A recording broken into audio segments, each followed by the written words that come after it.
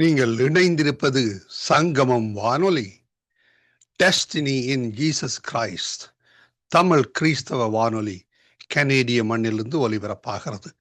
Mark 16:15, மத்தேயு 24:14 வசனத்தின்படி இயேசு சீசர்களை நோக்கி, நீங்கள் உலகெங்கும் போய் சர்வ சிருஷ்டிக்கும் சுவிசேஷத்தை பிரசங்கியுங்கள்.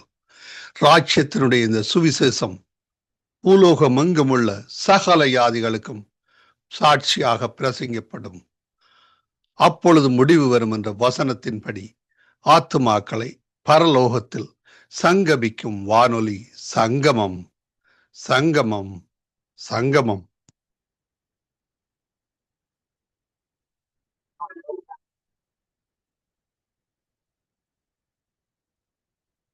யோபு 37 அதிகாரம்.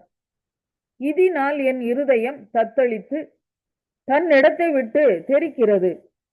அவருடைய சத்தத்தினால் உண்டாகிற அதிர்ச்சியையும் அவர் வாயிலிருந்து புறப்படுகிற முழக்கத்தையும் கவனமாய் கேளுங்கள்.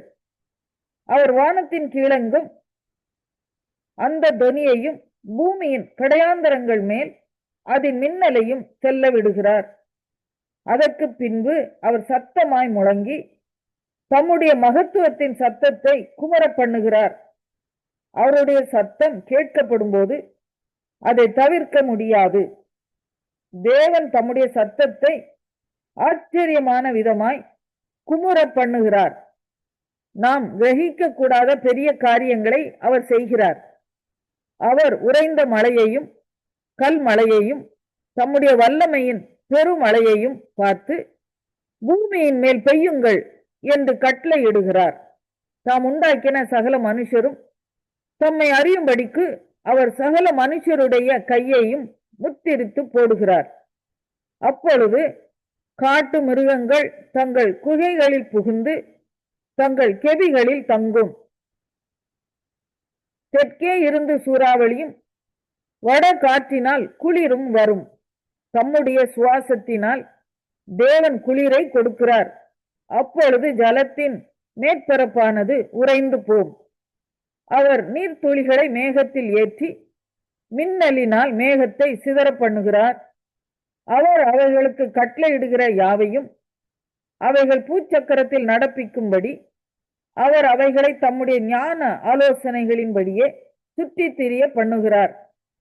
ஒன்றில் தண்டனையாகவும் ஒன்றில் தம்முடைய பூமிக்கு உபயோகமாகவும் ஒன்றில் கிருபையாகவும் அவைகளை வர பண்ணுகிறார். யோபே, இதற்கு செவி கொடும். தரித்து நின்று தேவனுடைய ஆச்சரியமான கிரியைகளை தியானித்து பாரும். தேவன் அவைகளை திட்டம் பண்ணி தம்முடைய மேகத்தின் மின்னலை பிரகாசிக்க பண்ணும் விதத்தை அறிவீரோ? மேகங்கள் தொங்கும்படி வைக்கும் நிறையையும் பூரண ஞானமுள்ளவரின் அற்புதமான செய்கைகளையும் தென்றலினால் அவர் பூமியை அமைய பண்ணும் போது உம்முடைய வஸ்திரங்கள் உஷ்ணமாய் இருக்கும் வகையையும் அறிவீரோ? வார்க்கப்பட்ட கண்ணாடியை போல் கெட்டியான ஆகாய மண்டலங்களை நீர் அவரோட கூட இருந்து விரித்தீரோ? அவருக்கு நான் சொல்லத்தக்கதை எங்களுக்கு போதியும். அந்தகாரத்தின் நிமித்தம் முறை தப்பி பேசுகிறோம். நான் பேச துணிந்தேன் என்று யாதாம் ஒருவன் அவருக்கு முன்பாக சொல்ல தகுமோ? ஒருவன் பேச துணிந்தால் அவன் விழுங்கப்பட்டு போவானே. இப்போதும் காற்று வீசி ஆகாய மண்டலங்களில் உள்ள மப்பு நீங்க பண்ணி இருக்கிற சமயத்தில் வடக்கே இருந்து பொன்மயமான காந்தி வருகிற போது ஆகாய மண்டலத்திலே பிரகாசிக்கிற சூரியனை முதலாய் ஒருவரும் நோக்கி பார்க்க கூடாதே. தேவனிடத்திலோ பயங்கரமான மகத்துவம் உண்டு. சர்வ வல்லவரை நாம் கண்டுபிடிக்க கூடாது. அவர் வல்லமையிலும் நியாயத்திலும் பெருத்தவர். அவர் மகா நீதிபரர். அவர் ஒடுக்க மாட்டார். ஆகையால் மனுஷர் அவருக்கு பயப்பட வேண்டும். தங்கள் எண்ணத்தில் ஞானிகளாய் இருக்கிற எவர்களையும். சகரியா 12 அதிகாரம். இஸ்ரவேலை குறித்து கர்த்தர் சொன்ன வார்த்தையின் பாரம். வானங்களை விரித்து பூமியை அஸ்திபாரப்படுத்தி மனுஷனுடைய ஆவியை அவனுக்குள் உண்டாக்குகிற கர்த்தர் சொல்லுகிறது என்னவென்றால், இதோ சுற்றிலும் இருக்கிற எல்லா ஜனங்களுக்கும் நான் எருசலேமை தத்தளிப்பின் பாத்திரமாக்குகிறேன். எருசலேமுக்கு விரோதமாய் போடப்படும் முற்றுகையிலே யூதாவும் அப்படியே ஆகும். அந்நாளிலே நான் எருசலேமை சகல ஜனங்களுக்கும் பாரமான கல்லாக்குவேன். அதை கிளப்புகிற யாவரும் சிதைக்கப்படுவார்கள். பூமியில் உள்ள ஜாதிகளெல்லாம் அதற்கு விரோதமாய் கூடிக்கொள்வார்கள். அந்நாளிலே நான் குதிரைகளுக்கெல்லாம் திகைப்பையும் அவைகளின் மேல் ஏறி இருக்கிறவர்களுக்கெல்லாம் புத்தி மயக்கத்தையும் வரப்பண்ணி, யூதா வம்சத்தின் மேல் என் கண்களை திறந்து வைத்து ஜனங்களுடைய எல்லா குதிரைகளுக்கும் குருட்டாட்டத்தை உண்டு பண்ணுவேன் என்று கர்த்தர் சொல்லுகிறார். எருசலேமின் குடிகள் சேனைகளின் கர்த்தராகிய தங்கள் தேவனுடைய துணையினால் எங்களுக்கு பலனானவர்கள் என்று அப்போது யூதாவின் தலைவர் தங்கள் இருதயத்திலே சொல்லுவார்கள். அந்நாளிலே யூதாவின் தலைவரை விறகுகளுக்குள்ளே எரிகிற அக்கினி அடுப்புக்கும் வைக்கோல் கட்டுகளுக்குள்ளே எரிகிற தீவட்டிக்கும் ஒப்பாக்குவேன். அவர்கள் வலது புறமும் இடது புறமுமாக புறப்பட்டு சுற்றிலும் இருக்கிற எல்லா ஜனங்களையும் பட்சிப்பார்கள். எருசலேம் திரும்பவும் தன் ஸ்தானமாகிய எருசலேமிலே குடியேற்றப்பட்டிருக்கும். தாவீது வம்சத்தாரின் மகிமையும் எருசலேமின் குடிகளுடைய மகிமையும் யூதாவின் மேல் தன்னை உயர்த்தாதபடிக்கு கர்த்தர் யூதாவின் கூடாரங்களை முதல் ரட்சிப்பார். அந்நாளிலே கர்த்தர் எருசலேமின் குடிகளை காப்பாற்றுவார். அவர்களில் தள்ளாடினவன் அந்நாளிலே தாவீதை போல இருப்பான். தாவீது குடும்பத்தார் அவர்களுக்கு முன்பாக தேவனைப் போலும் கர்த்தருடைய தூதனைப் போலும் இருப்பார்கள். அந்நாளிலே எருசலேமுக்கு விரோதமாய் வருகிற எல்லா ஜாதிகளையும் அழிக்க பார்ப்பேன். நான் தாவீது குடும்பத்தாரின் மேலும் எருசலேம் குடிகளின் மேலும் கிருபையின் ஆவியையும் விண்ணப்பங்களின் ஆவியையும் ஊற்றுவேன். அப்பொழுது அவர்கள் தாங்கள் குத்தின என்னை நோக்கி பார்த்து, ஒருவன் தன் ஒரே பேரானவனுக்காக புலம்புகிறது போல எனக்காக புலம்பி, ஒருவன் தன் தலைச்சன் பிள்ளைக்காக துக்கிக்கிறது போல எனக்காக மனம் கசந்து துக்கிப்பார்கள். அந்நாளிலே மெகிதோன் பட்டணத்து பள்ளத்தாக்கின் ஊராகிய ஆதாத் ரிம்மோனின் புலம்பலை போல எருசலேமின் புலம்பல் பெரிதாய் இருக்கும். தேசம் புலம்பிக் கொண்டிருக்கும். ஒவ்வொரு வம்சமும் தனித்தனியாக புலம்பும். தாவீது குடும்பத்தார் தனியேயும் அவர்கள் ஸ்திரீகள் தனியேயும், நாத்தான் குடும்பத்தார் தனியேயும் அவர்கள் ஸ்திரீகள் தனியேயும், லேவி குடும்பத்தார் தனியேயும் அவர்கள் ஸ்திரீகள் தனியேயும், சீமேயி குடும்பத்தார் தனியேயும் அவர்கள் ஸ்திரீகள் தனியேயும், மற்றும் உண்டான சகல குடும்பங்களிலும் ஒவ்வொரு குடும்பத்தின் மனுஷர் தனித்தனியேயும் அவர்களுடைய ஸ்திரீகள். வெளிப்படுத்தின விசேஷம் 14ஆம் அதிகாரம். பின்பு நான் பார்த்தபோது, இதோ சீயோன் மலையின் மேல் ஆட்டுக்குட்டியானவரையும் அவரோட கூட அவருடைய பிதாவின் நாமம் தங்கள் நெற்றிகளில் எழுதப்பட்டிருந்த 144,000 பேரையும் நிற்க கண்டேன். அல்லாமலும் பெருவெள்ள இரைச்சல் போலவும் பலத்த இடிமுழக்கம் போலவும் ஒரு சத்தம் வானத்திலிருந்து உண்டாக கேட்டேன். நான் கேட்ட சத்தம் சுரமண்டலக்காரர் தங்கள் சுரமண்டலங்களை வாசிக்கிற ஓசையை போலிருந்தது. அவர்கள் சிங்காசனத்திற்கு முன்பாகவும் 4 ஜீவன்களுக்கு முன்பாகவும் மூப்பர்களுக்கு முன்பாகவும் புது பாட்டை பாடினார்கள். அந்த பாட்டு பூமியிலிருந்து மீட்டுக் கொள்ளப்பட்ட 144,000 பேரே அல்லாமல் வேறொருவரும் கற்றுக்கொள்ள கூடாதிருந்தது. ஸ்திரீகளால் தங்களை கரைப்படுத்தாதவர்கள் இவர்களே, கற்புள்ளவர்கள் இவர்களே, ஆட்டுக்குட்டியானவர் எங்கே போனாலும் அவரை பின்பற்றுகிறவர்கள் இவர்களே. இவர்கள் மனுஷரிலிருந்து தேவனுக்கும் ஆட்டுக்குட்டியானவருக்கும் முதற் பலனாக மீட்டுக் கொள்ளப்பட்டவர்கள். இவர்களுடைய வாயிலே கபடம் காணப்படவில்லை. இவர்கள் தேவனுடைய சிங்காசனத்திற்கு முன்பாக மனசில்லாதவர்களாய் இருக்கிறார்கள். பின்பு வேறொரு தூதன் வானத்தின் மத்தியிலே பறக்க கண்டேன். அவன் பூமியில் வாசம் பண்ணுகிற சகல ஜாதிகளுக்கும், கோத்திரத்தாருக்கும், பாஷைக்காரருக்கும், ஜனக்கூட்டத்தாருக்கும் அறிவிக்கத்தக்கதாக நித்திய சுவிசேஷத்தை உடையவனாயிருந்து மிகுந்த சத்தமிட்டு தேவனுக்கு பயந்து அவரை மகிமைப்படுத்துங்கள். அவர் நியாய தீர்ப்பு கொடுக்கும் வேளை வந்தது. வானத்தையும் பூமியையும் சமுத்திரத்தையும் நீர்வரையும் உருவாக்கினவரையே தொழுதுங்கள் என்று கூறினான். திருத்தென்று பாபிலோன் மகாநகரம்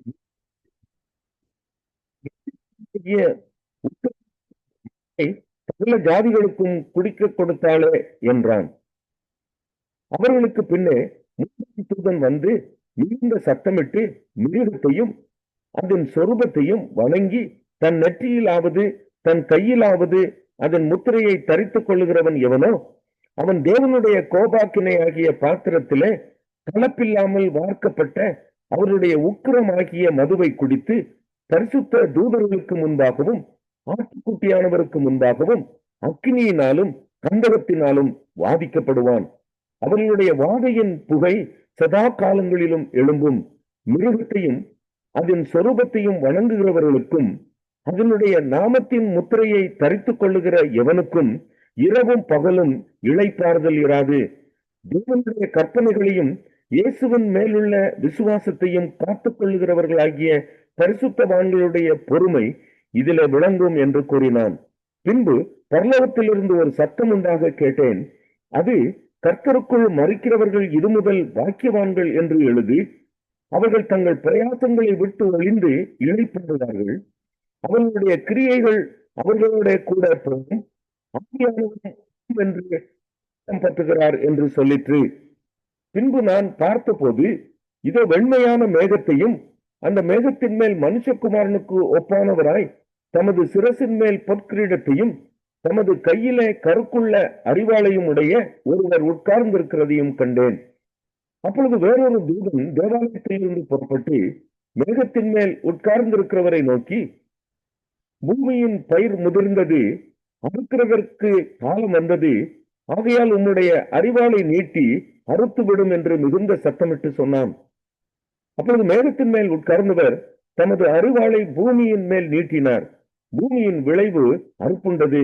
பின்பு வேறொரு தூதனும் கருப்புள்ள அறிவாளை பிடித்துக் கொண்டு பரலோகத்தில் உள்ள தேவாலயத்திலிருந்து புறப்பட்டு வந்தான்.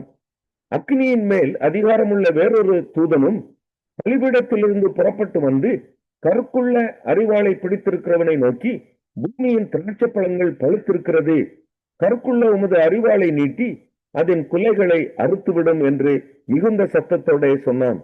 அப்பொழுது அந்த தூதன் தன் அறிவாளை பூமியின் மேலே நீட்டி பூமியின் திராட்சை பழங்களை அறுத்து தேவனுடைய கோபாக்கினை என்னும் பெரிய ஆலையிலே போட்டான். நகரத்திற்கு புறம்பே உள்ள அந்த ஆலையிலே அது மிதிக்கப்பட்டது.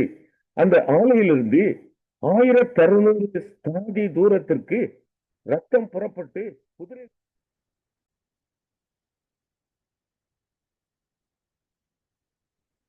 இன்றைய வேத வார்த்தை இன்றைய நாளிலும் 27ஆம் தேதி 12வது மாசம் 2025ஆம் ஆண்டு ஆண்டவரும் இரட்சகருமாய் இருக்கிற இயேசு கிறிஸ்துவின் இனிய நாமத்தில் இந்த நாட்களிலே உங்கள் ஒவ்வொருவரையும் நான் மீண்டுமாய் ஒரு புதிய வாக்குத்தத்தத்தோடு இந்த நாட்களிலே சந்திப்பதில் நான் மிக்க மகிழ்ச்சி அடைகிறேன். இந்த நாளிலும் வேத தியானத்திற்கு நாங்கள் எடுத்துக்கொண்ட பகுதி இந்த நாட்களிலே சங்கீத புஸ்தகம் 116வது அதிகாரம் 1வது வசனம். இந்த சங்கீத புஸ்தகம் 116வது அதிகாரத்திலே 1வது வசனத்தை இந்த நாட்களிலே வாசிக்கிற வேளையிலே இங்கே சங்கீதக்காரன் சொல்லுகிறார், கர்த்தரின் சத்தத்தையும் என் விண்ணப்பத்தையும் கேட்டதனால் அவரிலே அன்பு கூறுகிறேன் என்று சொல்லி இந்த நாட்களிலே சொல்லப்படுகிறதை பார்க்கிறோம். ஆம் பிரியமான அன்பு பிள்ளைகளே, நம்முடைய தேவனாகிய கர்த்தர் நம்முடைய சத்தத்தையும் நம்முடைய விண்ணப்பத்தையும் இந்த நாட்களிலே கேட்கிற தெய்வமாய் இந்த நாட்களிலே இருக்கிறார். சில வேளைகளிலே நாங்கள் நினைக்கலாம், நம்முடைய ஜெபங்கள் நம்முடைய விண்ணப்பங்கள் இந்த நாட்களிலே கேட்கப்படவில்லை என்று சொல்லி இந்த நாட்களிலே கலங்கி கொண்டிருக்கலாம். அருமை பிள்ளைகளே, கர்த்தர் இந்த நாட்களிலே உங்களுடைய விண்ணப்பங்கள் ஒவ்வொன்றையும் அவர் கேட்கிற தேவனாய் இருக்கிறார். மனுஷர்கள் சில வேளைகளிலே நம்முடைய தேவைகளை, நம்முடைய குறைகளை, நம்முடைய அதாவது காரியங்களை சந்திக்காதபடி அவர்கள் நம்மை நிராகரிக்கலாம். ஆனால் கர்த்தர் அப்படிப்பட்டவர் அல்ல என்பதைத்தான் இந்த வார்த்தை ஊடாக இன்றைக்கு நாங்கள் கற்றுக்கொள்ளக்கூடியதாக இருக்கிறது. அதனாலதான் இந்த வார்த்தை சொல்லுகிறது, கர்த்தர் என் சத்தத்தையும் என் விண்ணப்பத்தையும் கேட்டதினால் அவரிலே அன்பு கூறுகிறேன். அப்படியானால் இன்றைக்கு தேவன் நம்முடைய சத்தத்தை கேட்கிறதுனாலும் நம்முடைய விண்ணப்பத்தை கேட்கிறதுனாலும் நாங்கள் அவரிலே மிகவும் இந்த நாட்களிலே அன்பு கூறுகிறவர்களாய் இந்த நாட்களிலே இருக்க வேண்டும். ஏனென்றால் அதே தாவீதுதான் இந்த நாட்களிலே சொல்லுகிறார், இந்த நாட்களிலே அவர் தமது செவியை எனக்கு சாய்த்தபடியினால் நான் உயிரோடு இருக்கும் அளவும் அவரை தொழுது கொள்ளுவேன். ஆம் பிரியமான அன்பு பிள்ளைகளே, இன்றைக்கு நாங்கள் உயிரோடு இருக்கும் அளவும் நம்முடைய ஜீவனுள்ள தேவனை இந்த நாட்களிலே தொழுது கொள்ள வேண்டும். பாருங்கள், நம்